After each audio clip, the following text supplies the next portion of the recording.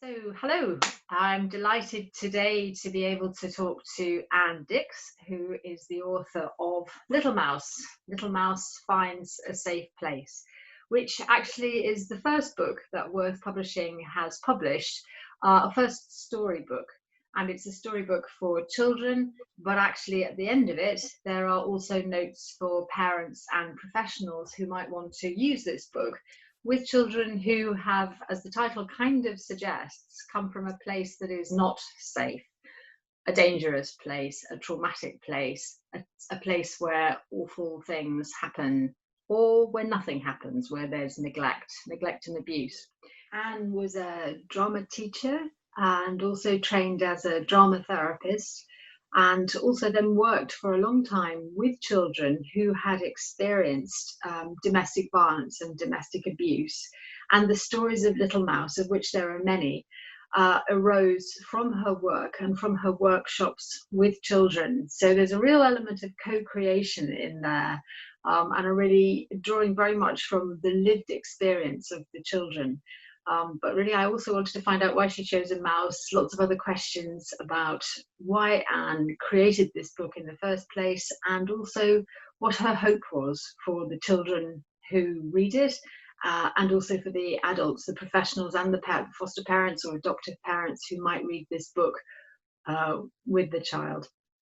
So, Anne, lovely to see you, and thank you very much for spending Hello. time with us today. You've written the story, and as you say, you've used a mouse. Although the story came out of working with the children, perhaps it's one particular story of the boy and his mother, but it sounds like it was drawn from many different experiences. So I suppose what I'd like to ask is, why choose a mouse? Why not write about a boy, or why not write about a girl? Well, I wanted something that would allow the children to have a bit of dramatic distance, we would talk about in drama therapy. I wanted them to be able to identify with whatever I chose, but I also wanted them to be able to create that distance so that if the story resonated too much, they could say, it's just a story about a mouse. And that felt really important.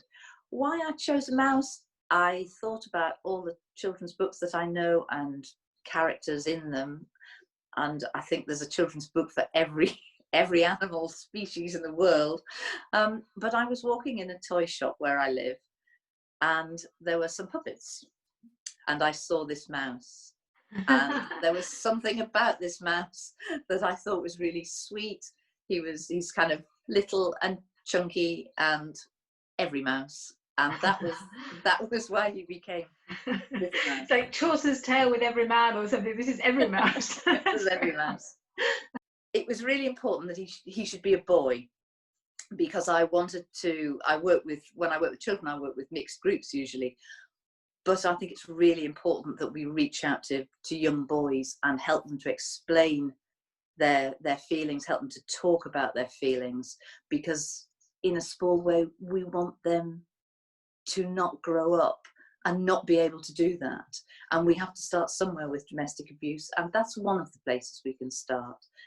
I completely understand that domestic abuse can also happen from girls and females as well, but it felt really important that Little Mouse was a mouse. Oh gosh, lots of different things in there. Can we go back to this idea about dramatic distance? That's obviously a concept from drama therapy, and you've chosen the little mouse so that if the children could identify with every mouse, but equally might not feel that it's them. They can. So can you just tell us a bit more about dramatic distance as an idea? Because that sounds very helpful. Well, dramatic distancing is where you can identify with something, but you can also pull away from it and look at it as an outsider, as a spectator or a witness, so that you don't become over involved. I guess it probably has some roots in Brecht and that idea of Tell us watching about a this. play. So tell us more about the Brechtian idea in that. I think the Brechtian idea, the alienation effect. I'm digging back into my my university days. Where you watch the play, but the ideas and concept were important in the play, not the identifying with the characters. Ah, Now, yes.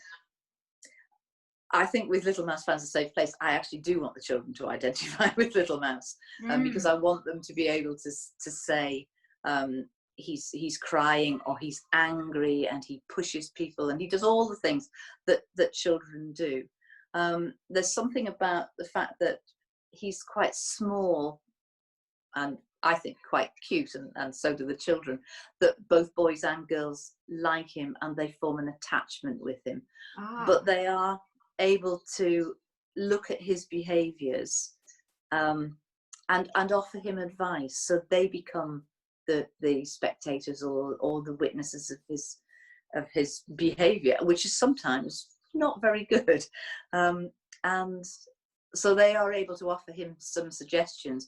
And what happens in the groups is, or even individual children, is they talk about Little Mouse, and then sometimes they say, and I feel that. And that's where they've connected. But sometimes they can't. Sometimes they can't say what they think or what they feel. And that distance remains by the sound of it at that point. So they're safe within the distance, but if they want to reduce the distance and identify, then they can. They can do. Yes. Yeah, so in a sense you're giving all of those options, and there's no judgment about where they choose to sit on it. And I'm sure that the healing can happen at a metaphorical level by being able to give some advice. Do you ever have children being critical of Little Mouse and Little Mouse's? Because I know that sometimes when abuse and neglect has been so profound, sometimes there can be that awful transformation into the beginning of abusive, and seeing anything as vulnerable as being something to be crushed or punished or blamed or attacked because of the vulnerability that's had to be locked down inside. Are the children ever critical of Little Mouse and what Little Mouse does? Very occasionally, yes. I think it's happened perhaps once or twice.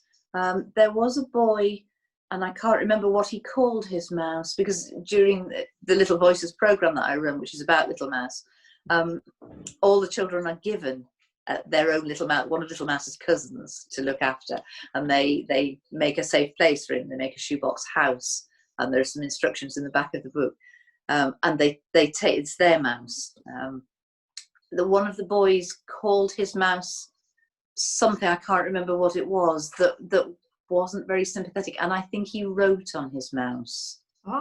He drew on his mouse, and I remember talking to the school about it. I felt that he probably would need more work on his own afterwards, because there was an element of him identifying with the abuser, I think. Yes. It was very covert. It wasn't obvious, very obvious, but it was there, and I had a sense that yes, maybe he didn't always identify with Little Mouse. Yeah, it's interesting, isn't it? And again, where the child positions itself in relationship to the mouse, and that the mouse's experience, whether there can be empathy or whether that protective hostility might still be there, which, as you say, could begin to lead to that awful identification with the abuser. Most children absolutely, I think, identify with Little Mouse.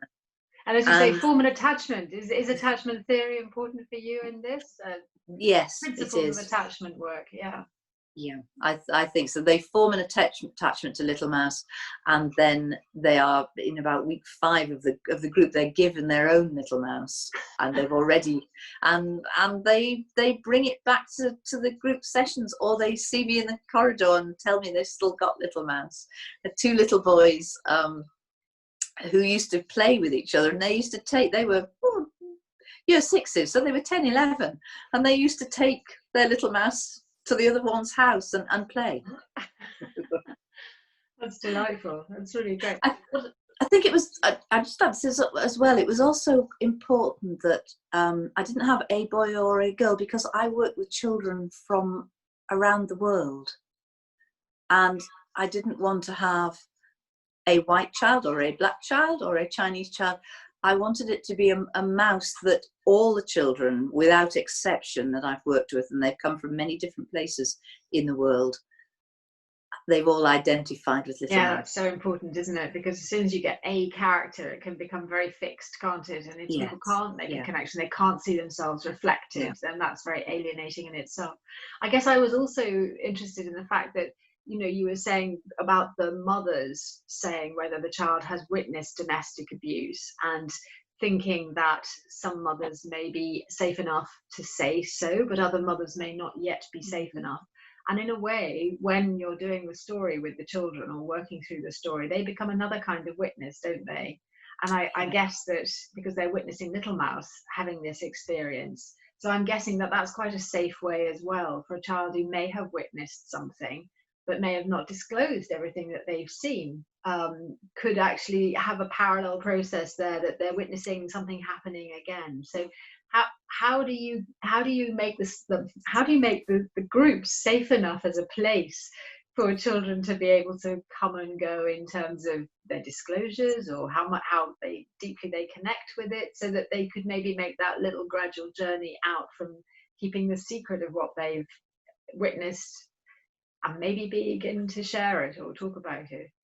I tell the children that they do not have to say anything they don't want to, that they don't have, this is not a group about disclosing, that they don't have to speak as themselves at all.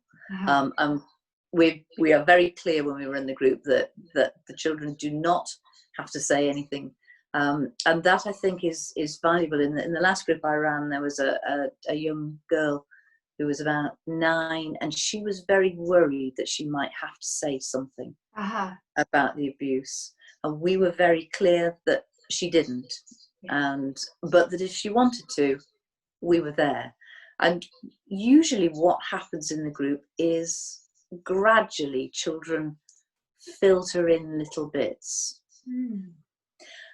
When I guess they feel safe enough. And we also would say, me and the therapist I run it with, we would also say that if you want to talk to us personally, we will facilitate that after the group, or we will talk in school with child's agreement with who needs to be talked to. So in this particular case, this young lady had a therapist outside, and she was very happy that we should say to the therapist, she might need to talk a little bit about this. And that seemed to work very well. So it wasn't that we were breaking children's confidentiality, but we were being very clear that clearly if they were to make a disclosure about something, we would have to follow the school's safeguarding system.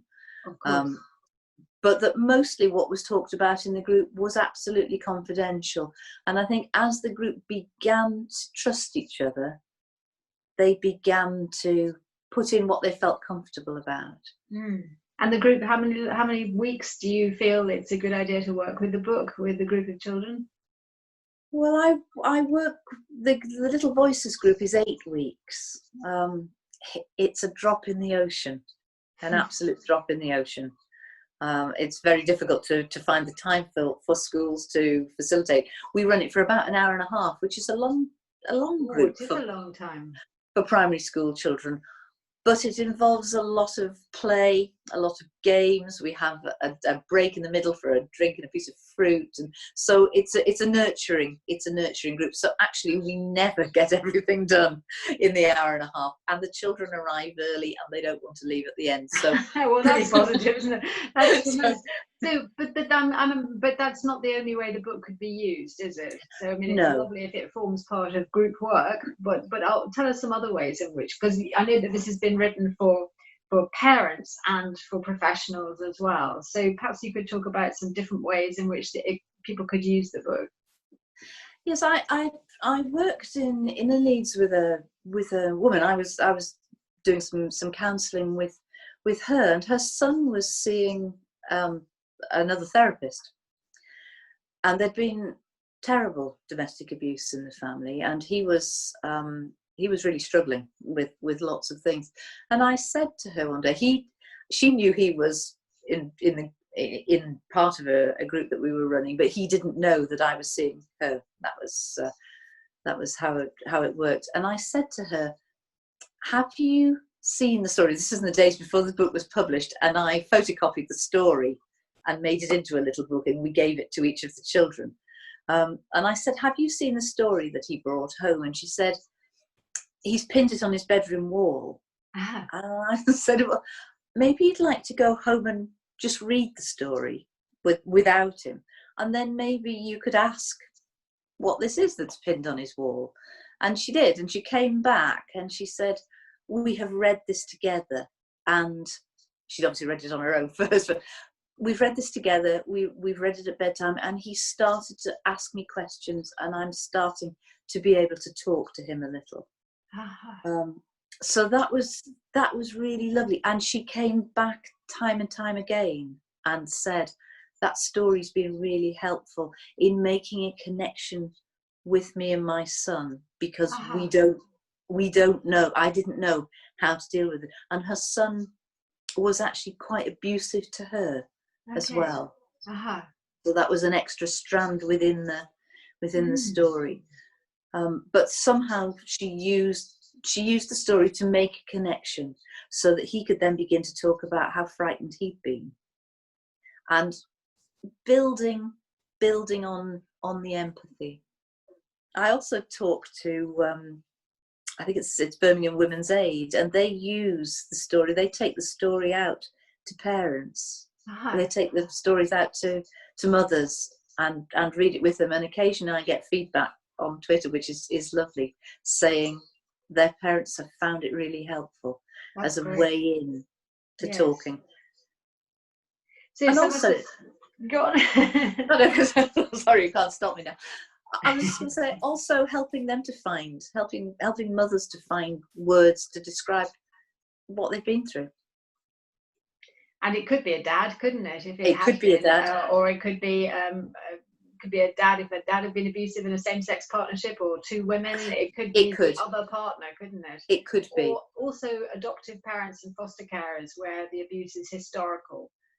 This can also be helpful in families like that, can't it? With a new family, perhaps the forever family, or even possibly with a temporary family, depending on the kind of the nature of the relationship there.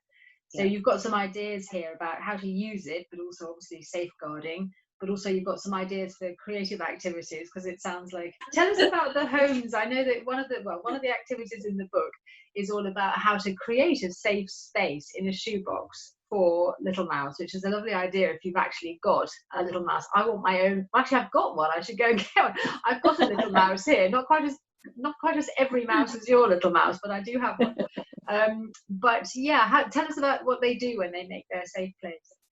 It's when I do it in the group, but if I work individually as well, when we've read the story and Little Mouse has and his mum have run away and found a safe place in the hay for the night, what we do is we build a safe place for Little Mouse, and so we get a shoebox and bits of collage and junk and rubbish, and the children make a house.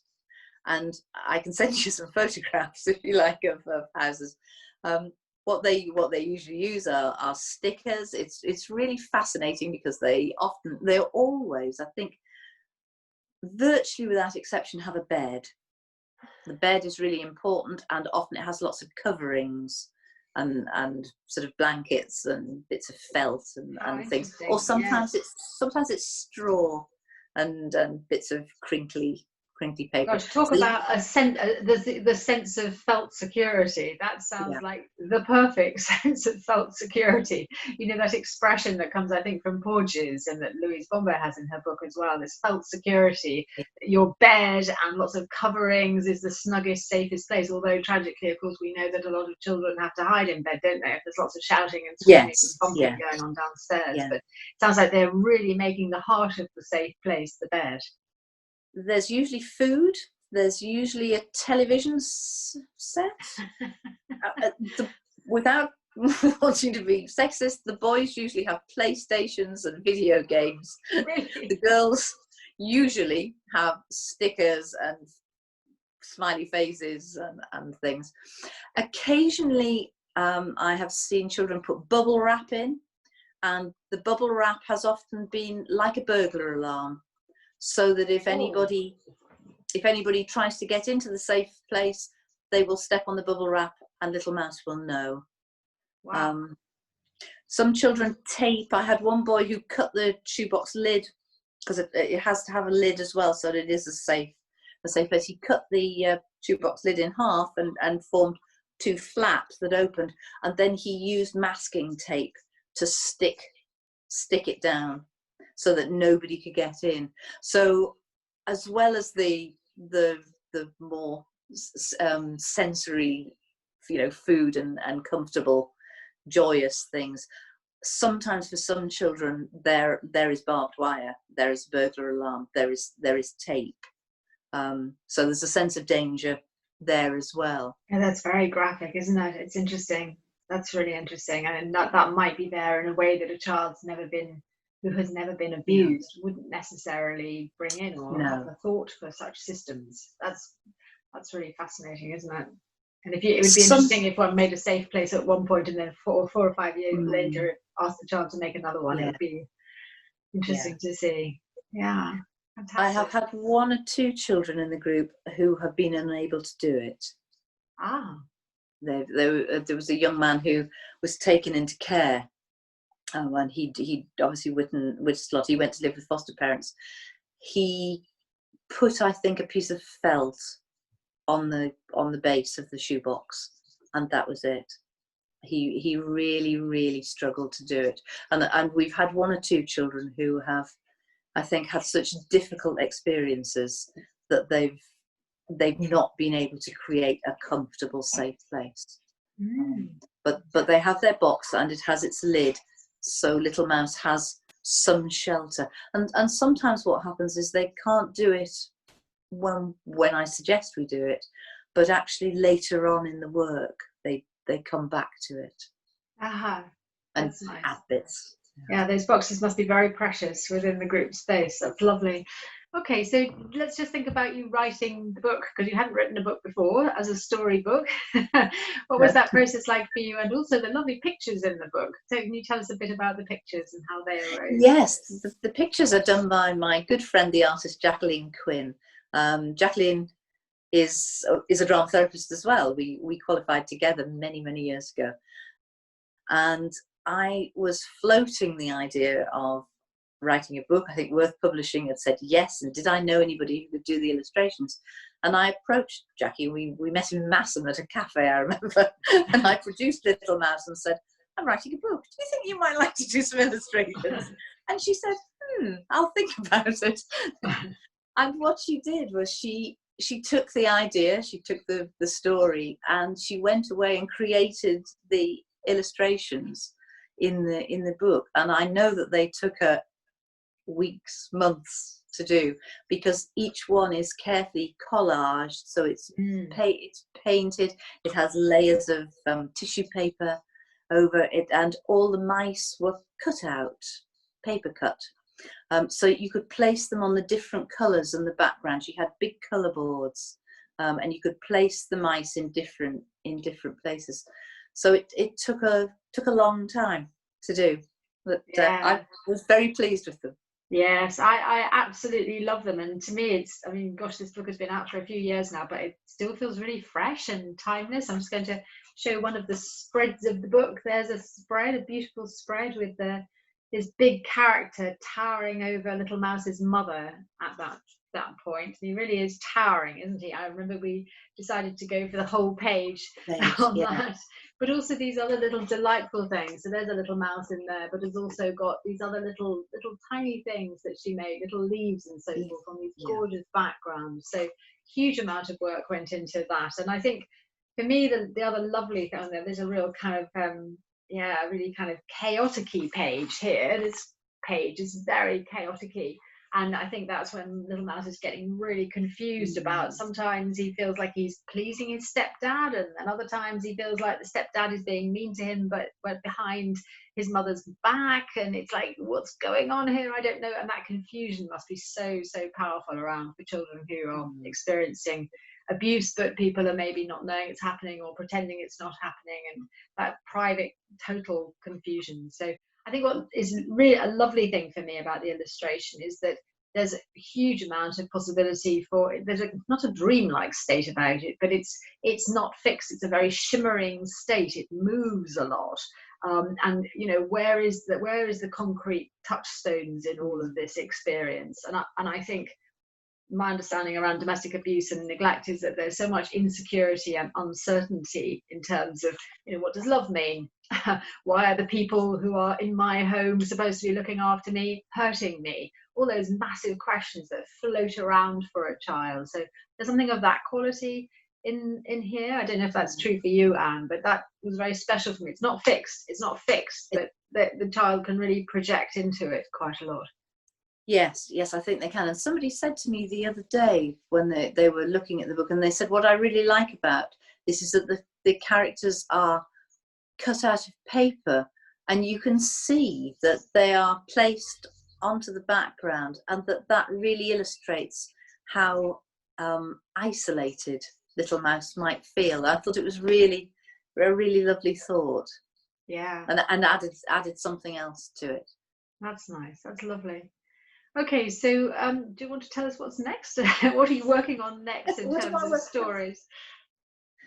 Well, I'm always writing Little Mouse stories. So when I run the group, there are 8 stories. There's a story for every day of the week. There's a story for every session. Little Mouse Finds a Safe Place is, I think, week 5, but there is a story about Little Mouse for each session, dealing with the different issues. So Little Mouse has to move to school. Little Mouse has to move into a new home. And I think an idea I am floating at the moment is, what I would really like to do is I would like to write a book for schools and parents and other professionals that has Little Mouse at the heart. So has a little story of Little Mouse at the heading of each chapter, and then the rest of the chapter suggests why Little Mouse might have behaved like that, and practical things that you can do with children. So that's what I'm tinkering about at the moment. Excellent. That's lovely. Yes, and so Little Mouse does find a safe place, and I guess that's what we so much hope for the children and the young people out there, but especially these very wee children. And as you said, I mean, it's both boys and girls, isn't it, who experience domestic abuse and neglect, and there is a real need for them to be seen and a real need for them to be reached. And we know that that's so important that it happens as early as possible, isn't it? And we're speaking to each other during the kind of the tail end of the first phase of the lockdown. And so in that sense, there is an anxiety, isn't there, that there's been more calls to Childline, there's been more calls to domestic abuse lines from parents desperate to get out of awful situations. So I'm guessing that this book is really kind of timely, isn't it? And hopefully will be helpful to people who maybe spot some of the key signs and indicators that maybe a child is not things are not as they should be for that child. Yeah, I think when I first wrote it and then began to talk to people about having it published, there was a bit of a concern that there shouldn't be a children's book about domestic abuse. Somehow that was going to be too re-traumatizing. But there wasn't anything. There are a couple of American books, but there wasn't anything at the time that said what I wanted to say to children. It was really important writing it that it began and ended in a safe place. So Little Mouse starts the story in a safe place with his mum, and then he remembers what's happened, and it finishes in that safe place. Yes. So you've got a narrative arc there that's very holding for the child who's witnessing the story. And that was really important. And I know that a lot of children don't finish in a safe place. And certainly when I read the story with children, I know that some of them may have been safe and then are not.